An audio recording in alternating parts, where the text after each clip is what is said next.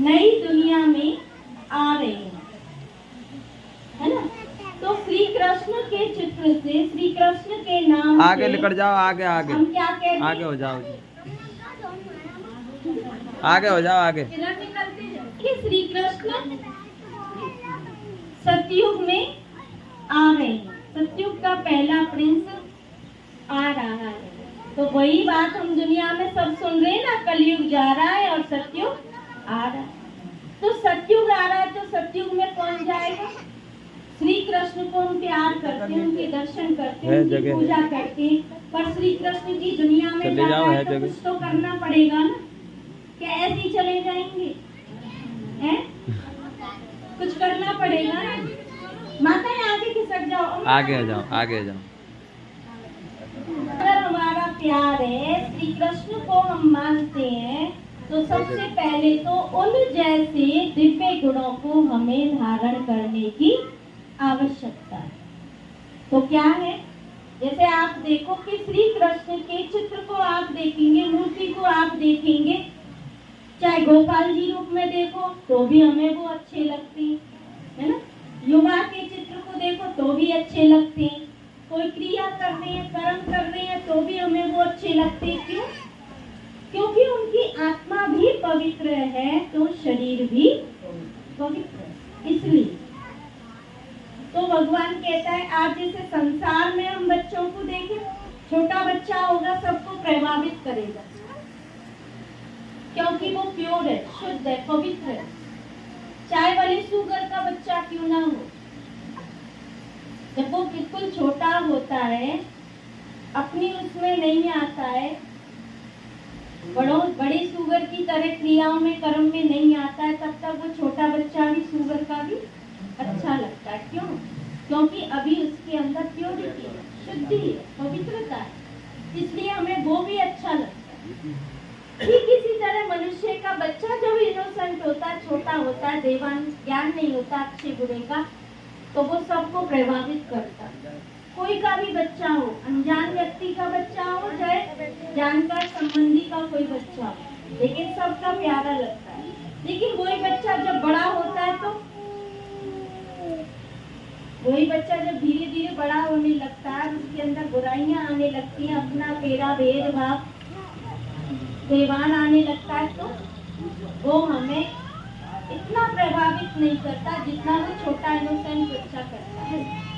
तो इसीलिए कहते हैं कि श्री कृष्ण की दुनिया में हमें जाना है, तो अंदर बाहर की शुद्धि पवित्रता को हमें भी अपने जीवन में धारण करने की आवश्यकता है। दूसरा क्या कहते हैं कि श्री कृष्ण की दुनिया में शेर और गाय दोनों विपरीत हैं, फिर भी दोनों एक घाट पर पानी पीते।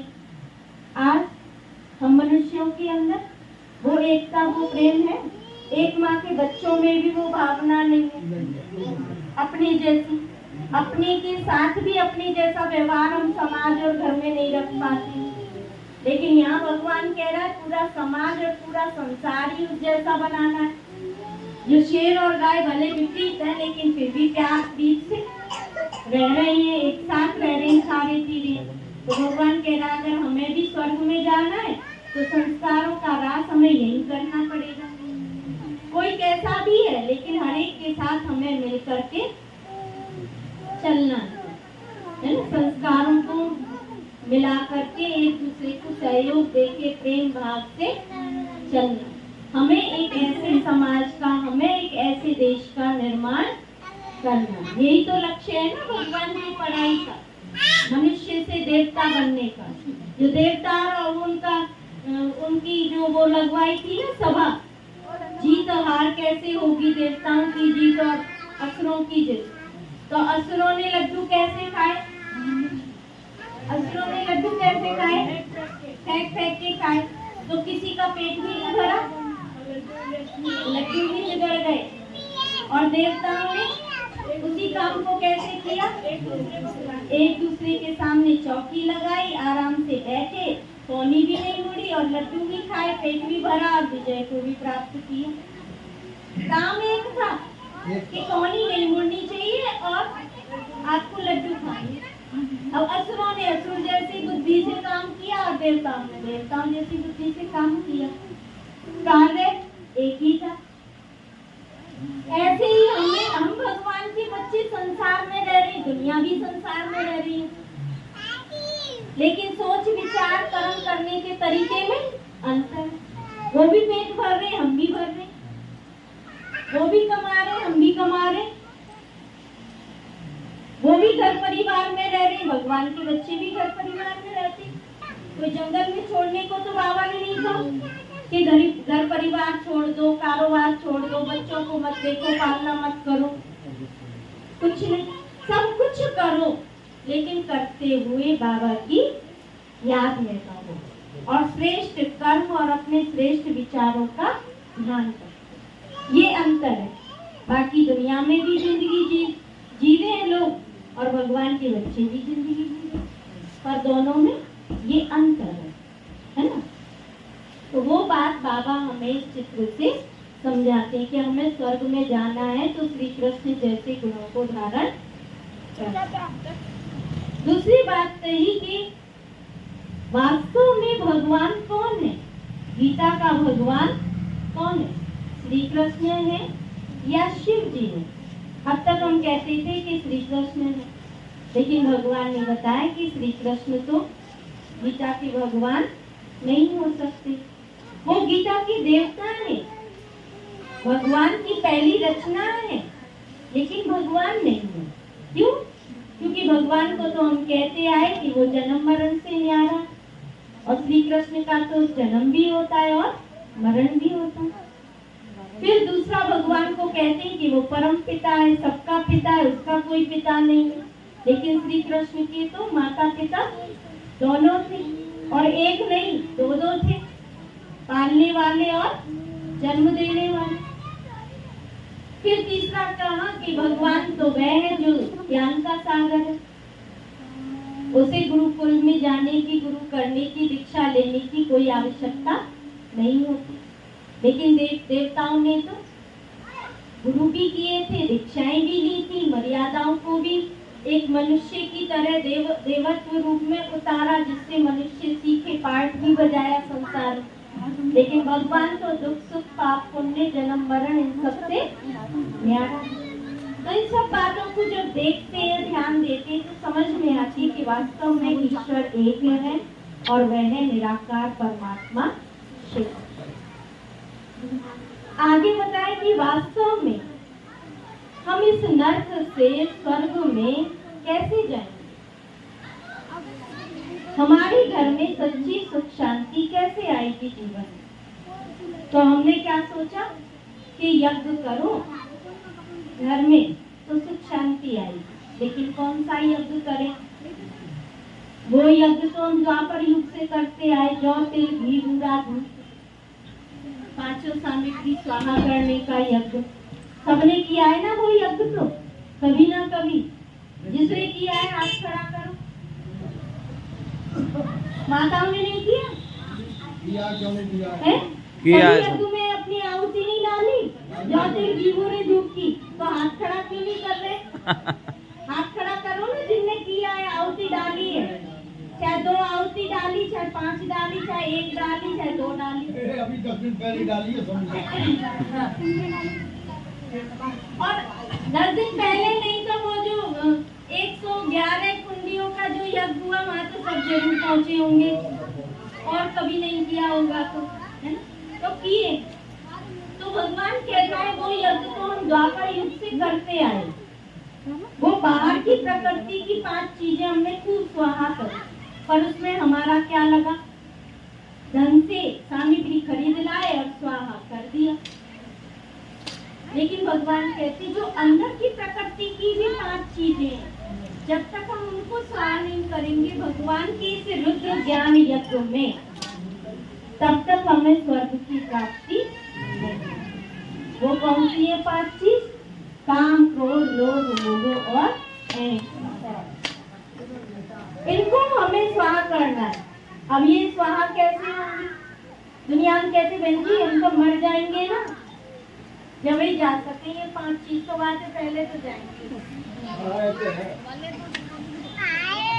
ऐसे ही कहती आप जैसे बुजुर्गों ने मेरे से पूछा ये प्रश्न आज से 15 साल पहले कि बहन जी तुम छोड़ने की कह रही थी, ये तो जल्दी छूटेगी जब हम मरेंगे। लेकिन भगवान कहता है ऐसा नहीं। 5 चीजें सबके अंदर है, लेकिन उन 5 चीजों की दिशा को बदल सकते हैं। भगवान से संबंध जोड़ोगे तो काम की उत्तेजना जो देह में है वो आत्मीयता परमात्मा संबंध में परिवर्तित हो जाएगी। क्रोध है हम सामने वाले पर करते स्वयं के अपने आप पर करें ना तो जीवन में परिवर्तन आएगा, और सामने करेंगे क्रोध तो संबंध बिगड़ेंगे। काम क्रोध लोभ, लोभ तुम्हारे 5 बच्चों के लिए लोभ करेंगे तो दुनिया कहेगी बड़ी भारी लोभी है। लेकिन अगर पुण्य के लिए तुम लोभ करेंगे तो कोई लोभी नहीं कहेगा, क्या कहेंगे बड़ो दानी है, खुद ना खावे पर खुद बाका में करे, खुद ना पहने पर दूसरों के लिए करता है ना, तो तब दानी कहला रहे। क्रिया एक ही है, बचत कर ली जा रही है, लेकिन वहाँ परमार्थ के लिए, सहयोग के लिए, ईश्वरीय सहयोग पर दूसरे के सहयोग के लिए। और अगर घर में ही कर रहे हैं उस काम को तो वो लोभ कहला रहा। तो काम क्रोध लोभ फिर है मोह। अगर देह से प्रेम करते हैं तो वो मोह हमें दुख देता है, और परमात्मा से मोह प्रेम हमें सुख देता। वो कभी दूर नहीं होता, वो कभी नाराज नहीं होता, सदा साथ है। आज भी साथ है और मर जाएंगे तब भी साथ है। और इंसान से मोह प्रीत आज है कल नहीं है, वो भी स्थिति परिस्थिति देखने के साथ है ना? तो हम इन 5 चीजों को जब मोल्ड करते हैं तो वह हमारी पुण्य में लग जाए, हमारे स्वर्ग के द्वार खोलने में लग जाए। काम क्रोध लोभ मोह अहंकार, दुनिया में अहंकार करेंगे, मेरे इतने बेटा बहू है, इतने घर मकान है, इतने बैंक बैलेंस है, इतनी मान प्रतिष्ठा है, तो अहंकार आ जाएगा। लेकिन मैं भगवान का बच्चा हूँ, मेरे जैसा भाग्यशाली कोई दूसरा संसार में नहीं हो सकता। ये अहंकार शुद्ध अहंकार है। ये अहंकार सबसे प्रीत जुड़वाने का, जोड़ने का अहंकार है। और दुनियावी अहंकार दुनिया से तोड़ने का निमित्त बन जाता है। कोई जाना पसंद नहीं करता उस अहंकारी के पास। क्या कहेंगे, भैया कोई बात ना, फलाने घर जाएंगे, वहाँ पानी पी के तो आ जाएंगे आराम से, पर फलाना तो बड़ा भारी अहंकारी है, वहाँ हम नहीं जाएंगे, है ना? दुनिया में सुनी है ना। तो भगवान की प्राप्ति का शुद्ध अहंकार वो प्राप्ति का आधार बनता है, जोड़ने का आधार बनता है। दुनियावी अहंकार तोड़ने का आधार बनता है, हमारी अवनति का आधार बनता है। और भगवान का शुद्ध प्यार का अहंकार हमारी उन्नति का आधार बनता है। फिर 7वें दिन की बात है कि वास्तव में हम ईश्वर को याद कैसे करें। राजयोग, राजयोग से हमें प्राप्ति भी होती है, लेकिन सबसे पहले क्या है राजयोग। राजयोग क्या है? राजयोग माना आत्मा राजा अपनी कर्मेंद्रियों को, आँख नाक कान हाथ पैर सबको अपने कंट्रोल से चलाए। राजयोग मन मेरा वही जाए वही करे जो मेरी आत्मा चाहे, उसका नाम है राजयोग। दूसरा राजयोग जो सर्वश्रेष्ठ सबसे ऊंचा है, परमात्मा संपूर्ण सृष्टि से जो ऊंचा है उसको याद करना, इसलिए भी इसे राजयोग कहते हैं। तीसरा राजयोग माना वो प्राप्ति होना जो संसार की कोई भी हस्ती मुझे प्राप्त नहीं करा, तो राजयोग, योग माना मिलन, आत्मा और परमात्मा का मिलन, उसको याद करना ही राजयोग। अब वैसे स्कूल में दुनिया में देखो, याद किसको करते हैं? बताओ, याद तुम किसको करेंगे? याद किसको करेंगे तुम? इनसे पूछी जा रही, क्या नाम है पिताजी, क्या नाम है? तेज सिंह। हाँ, आप जीवन भर में किसी को भी कभी भी याद करते हैं, ऑटोमेटिक, ज्ञान से अलग बताना है तो किसको याद करते हैं? हमें किसकी याद आती है?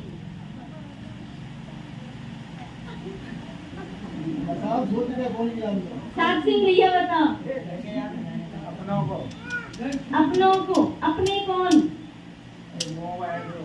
है? संबंधी है जो, ये कहो। याद हमें अपने संबंधियों की आती है। और किसकी याद करेंगे भैया? नाम क्या है? लाखन भैया बताओ, तुम याद किसको करते हैं?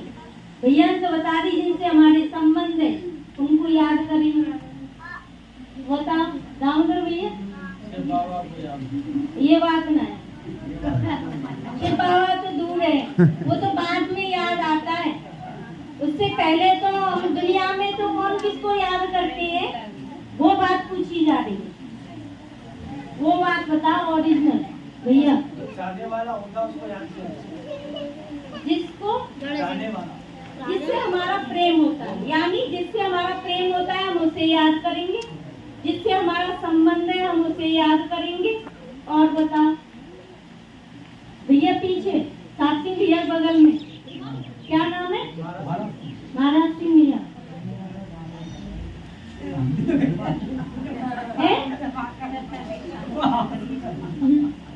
ये तो अपनी अपनी प्रतिष्ठा होती है, कोई चाहने वाले को कर देता है और कोई जिसके अंदर थोड़ा भी कोई परमात्मा का ध्यान रखता है तो सुबह उठते ही वही याद आता है, मालिक किसको याद करते?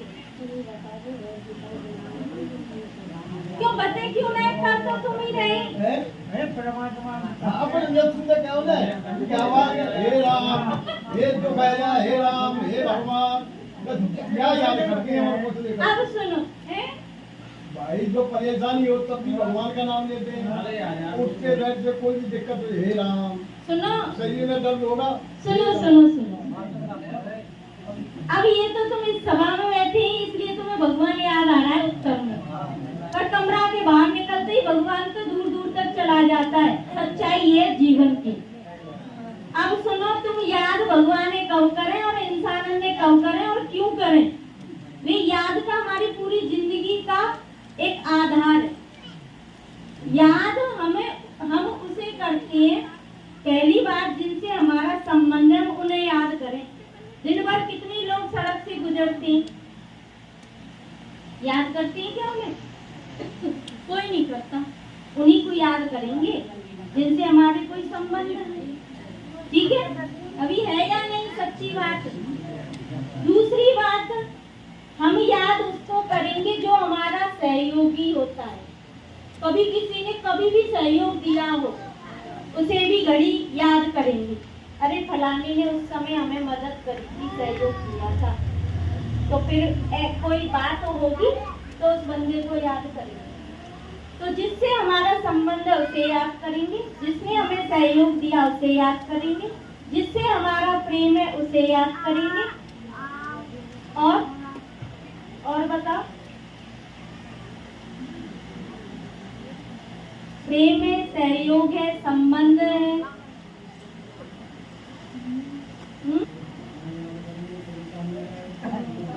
हमें कोई लोग भी होगा उसके भी याद करेंगे।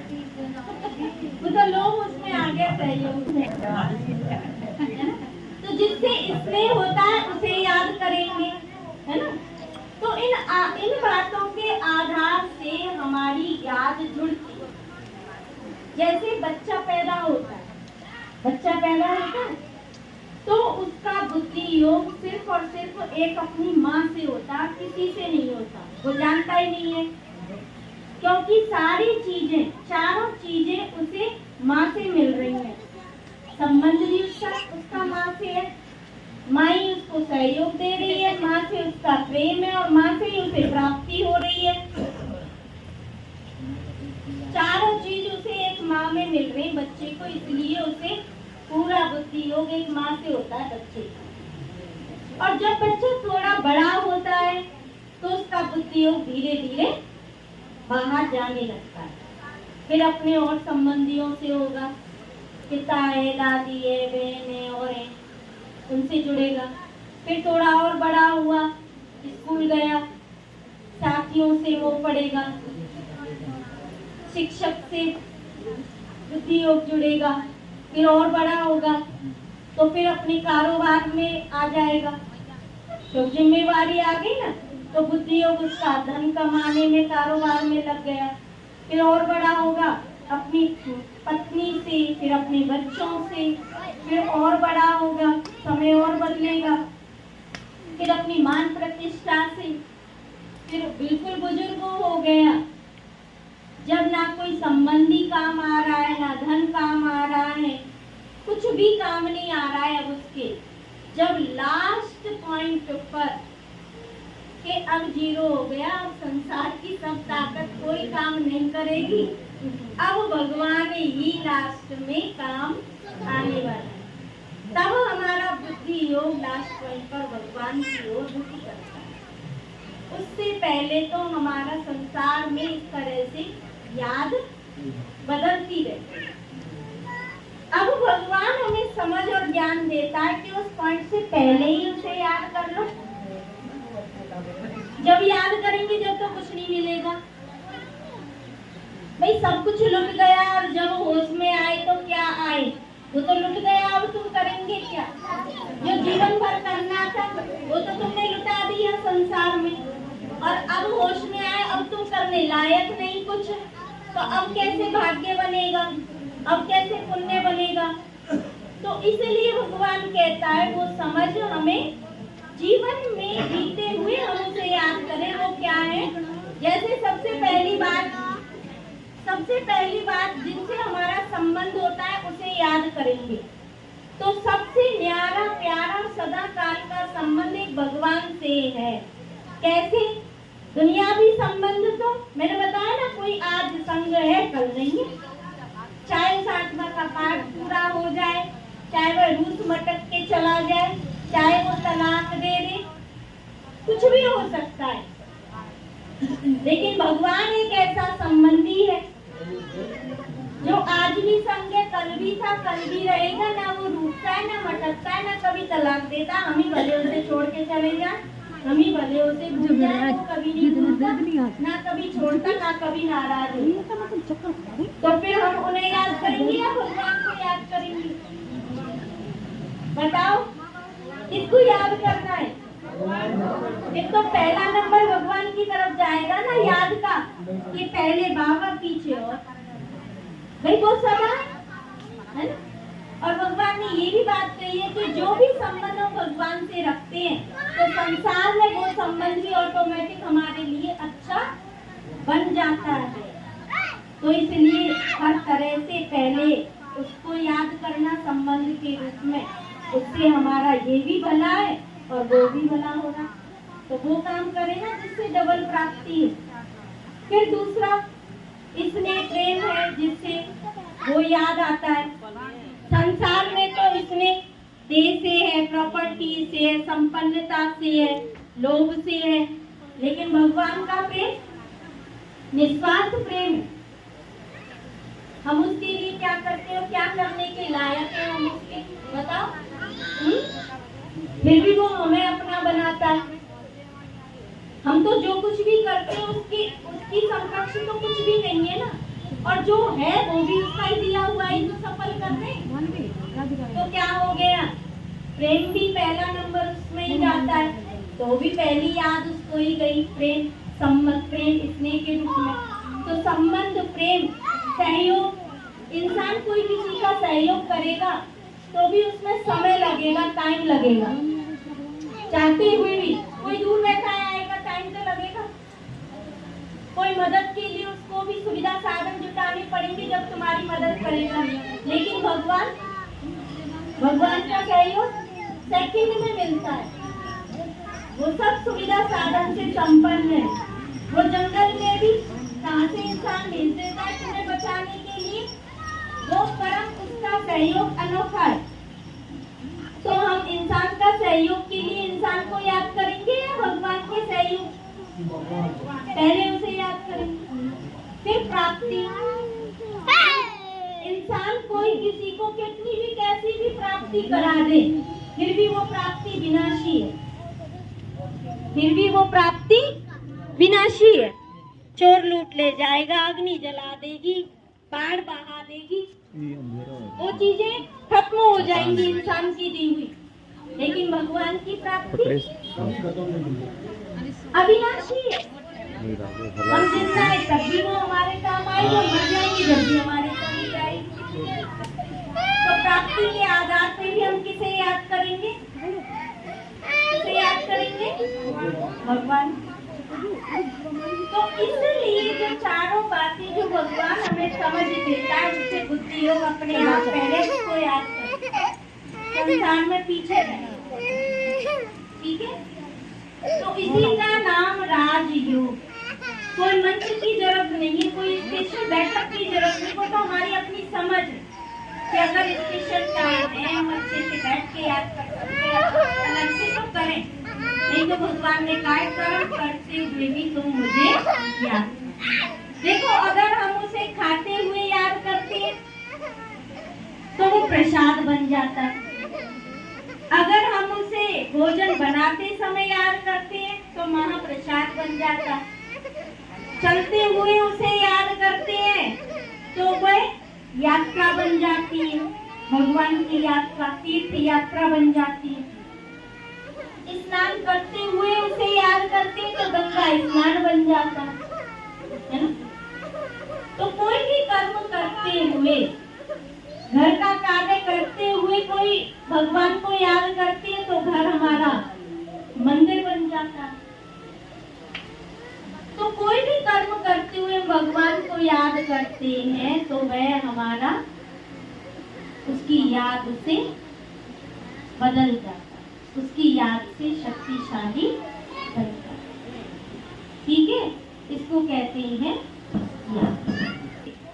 तो वह हमें अष्ट शक्तियां स्वतः ही हमारे जीवन में आती चली जाती। जो देवी योग के लिए कहते हैं ना अष्टभुजाधारी देवी, शिव शक्ति।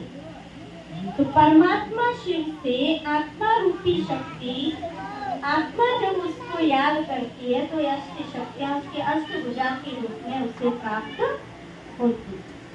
ओम शांति। ठीक है? पक्का? कल से हाजिरी रोज लगेगी। अब आपका हाजिरी रजिस्टर बनेगा। हिम्मत भैया, एक कॉपी पेन चाहिए। ठीक है। आज इन सबकी